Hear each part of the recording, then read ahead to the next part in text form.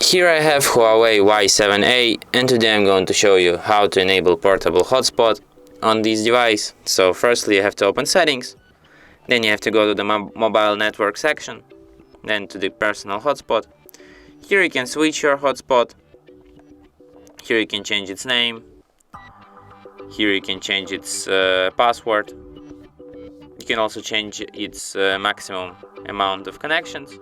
There's also a block list, you can add devices to the block list. In more, you can set your one-time data limit for the devices with which you share your internet. You can change your AP band, or you can't. And you can set up a mobile hotspot turn-off timer. After how many minutes of inactivity it will be turned off. And there's also an option Bluetooth tethering to share internet connection with the Bluetooth.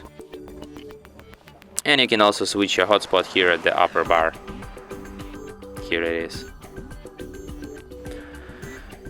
And that's it. Thanks for watching. If you find this tutorial useful, don't forget to hit that like button and subscribe to our channel.